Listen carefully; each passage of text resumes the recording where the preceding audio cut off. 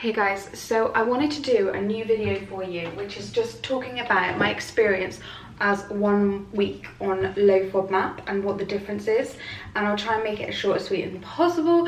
But basically I've had like massive gut issues pretty much for like 15 years.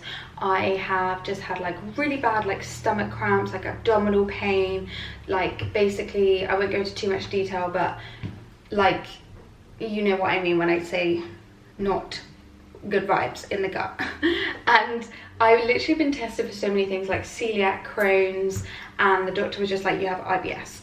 And I even went to this doctor one time and she put like, she was like a homeopathic doctor, and she put all these stones on my stomach and told me that I had like a sugar, like something wrong with it, like the sugar was imbalanced and all this stuff. And like, so I went off of sugar and it didn't make any difference. So all in all, I kind of just lived with it, and it was just part of my life. Like, you know, go out and you're like, okay, I know I'm gonna have a bad stomach, and like, but it just kind of came to a head last weekend when basically I had a roast dinner, loads of vegetables, and that's like always been a big trigger for me. And then for the next 2 days I had such bad like abdominal pain and like just a really bad tummy that I was like, I need to do something about it. So I started the low FODMAP diet, and I have been really good, as in like I've been pretty strict and keeping like a food diary and things like that.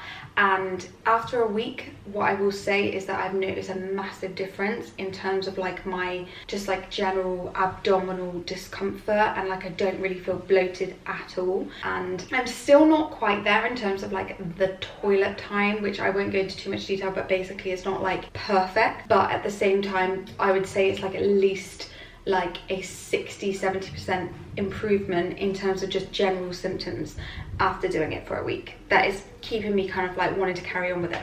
So the low FODMAP diet is definitely not something that like is a permanent solution. So what you do is you start off quite strict, and there'll be loads of videos online you can find out, but you cut out loads of foods. So you cut out like fruits that have high, like I guess fibers. It's all to do with this fermented sugar type thing. You can look it up, but you cut out like apples, pears, like anything with a stone. You can't have ripe banana. You cut out like loads of vegetables like broccoli, cauliflower, cabbage, like cruciferous vegetables.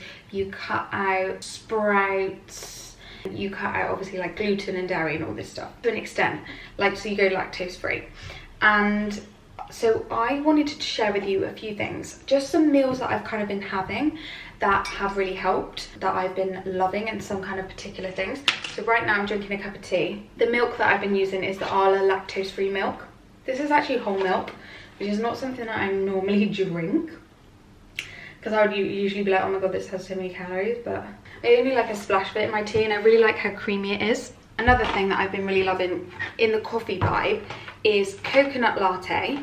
This is the Nescafe one, but every time I get my coffee from Pret, I get my latte made with the coconut and rice milk, and I literally feel great. The other coffee that I like is this Khalifa Farms cold brew coffee with almond milk, and this is quite cheap in the shop, so you can get like at least 3 or 4 iced coffees out of this. I put it in a wine glass and have it with like ice, and it makes me feel like so cute. So, and this is only £2.80 in the supermarket.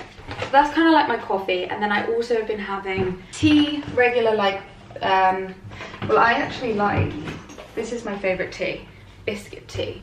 I love biscuit tea. And then I have it with basically one sweetener, or I have a rooibos tea, which is low, it's caffeine free, and then I have this with a slice of lemon, because you can have citrus like oranges, and you can have lemons and limes on the low FODMAP diet.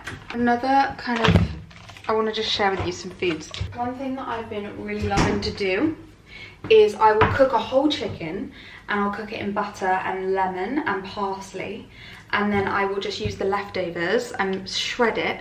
And the key is, what you should do is cook your whole chicken and then put some like gloves on and shred the chicken like this while it's still hot, and then it's really easy to shred with your hands. And I just put on some like plastic gloves basically.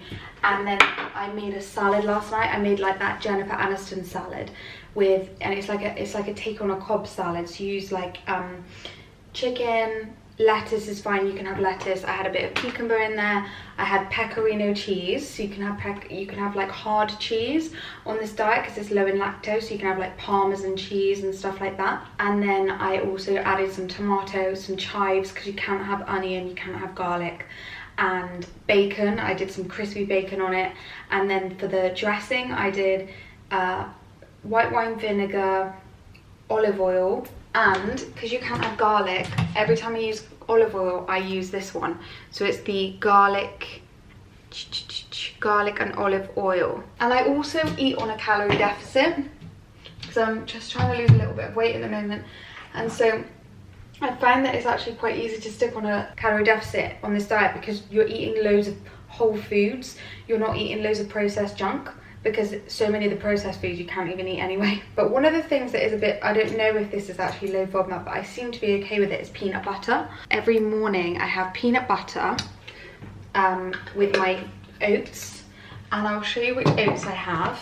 I have gluten-free oats. I make them with water, and then I mix in some chia seeds, because you can have chia seeds as well, and then I top it with blueberries, because you can have blueberries, and I top that, and I put a little bit of salt, a little bit of sweetener, and then I top it with peanut butter and cinnamon, and that is like my breakfast every morning. I'm absolutely loving it, and it does not, it's so weird to me, like normally after I have oats or like porridge, normally my stomach would start going and it would be painful, and it would be just probably the milk, but with these oats I'm fine. And even today we went out for breakfast and I had oats with soya milk, and I don't think they were gluten-free oats, and I think I was fine with that too. Obviously things like with my salads, you can have feta cheese. So feta cheese is low in lactose, and I was fine with that. I had a big salad last night, loads of like leaves and stuff, which normally I would but when you eat the right things, it's fine. Cucumber, love it, obviously low FODMAP, and I've been eating these because olives are really good as a snack because they've got high fat content, so they actually keep you full if you're like in between a meal.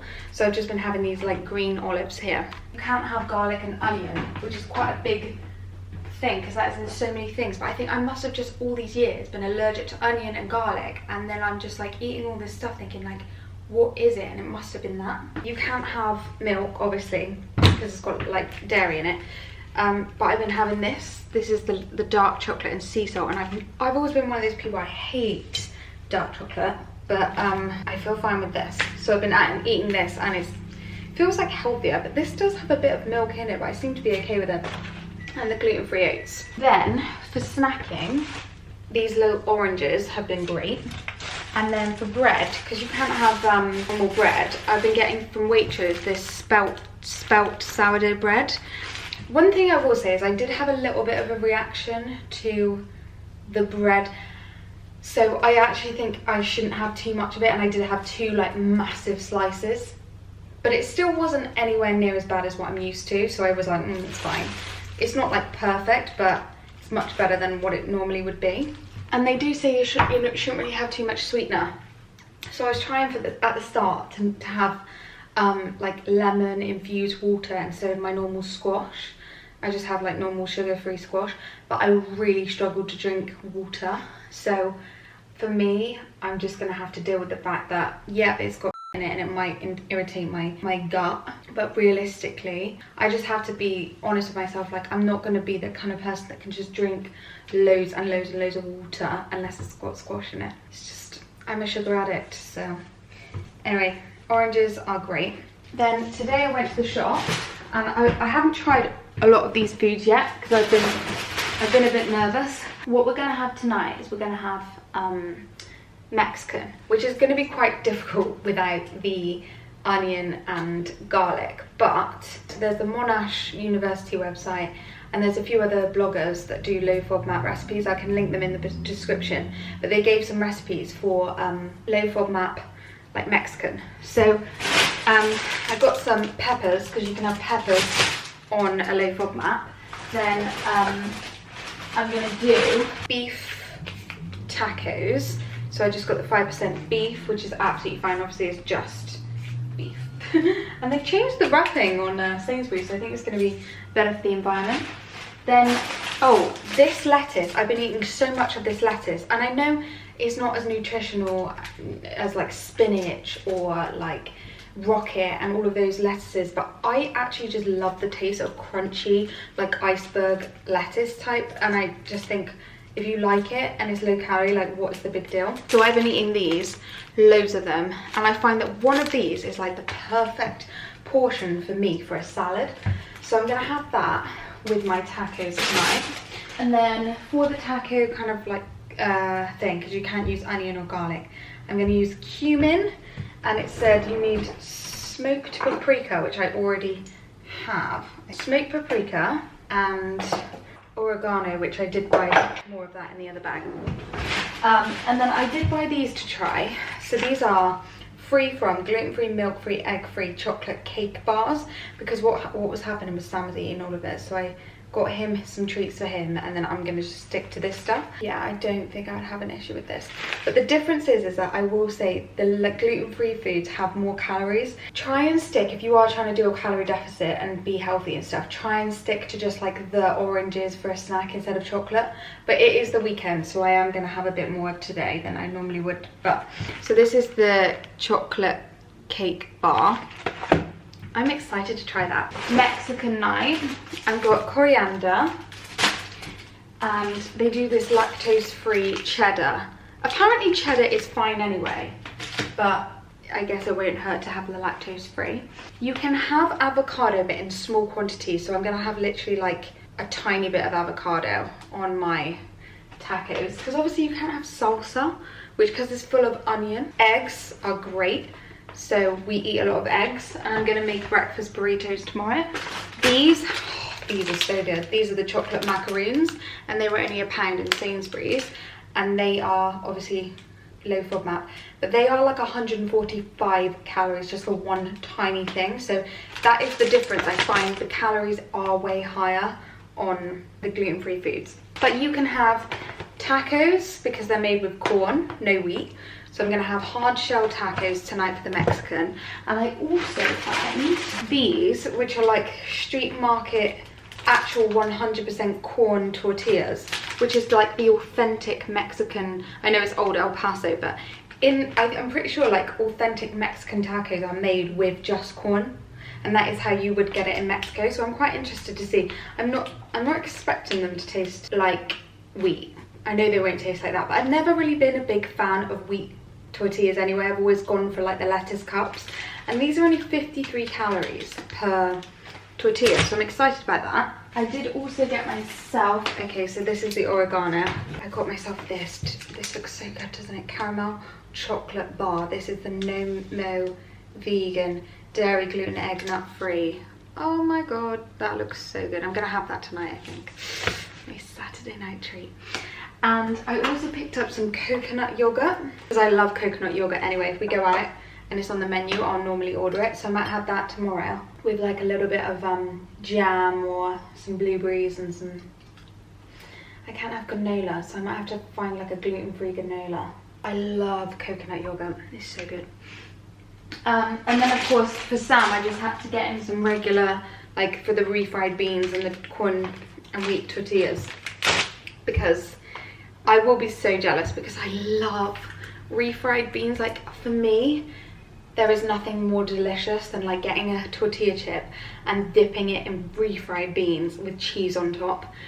But once I get to the introductory phase, so I'm like starting to add things in, I might find that I can tolerate beans, but I don't think I can, because literally that would be one of the foods where I'd be like, I know I'm gonna have a bad stomach if I have like beans on toast. It's just unfortunate. But at the same time, what my kind of thing is going to be is like, if I really just want to have like beans and it's a Saturday night and I know the next day I can just kind of deal with feeling a bit gross and a bit bloated and stuff, it's like, you know, you got to live your life, haven't you? And then the rest of it was just, I bought some snacks for Sam. I'm going to have to see if I can actually eat these. I don't know.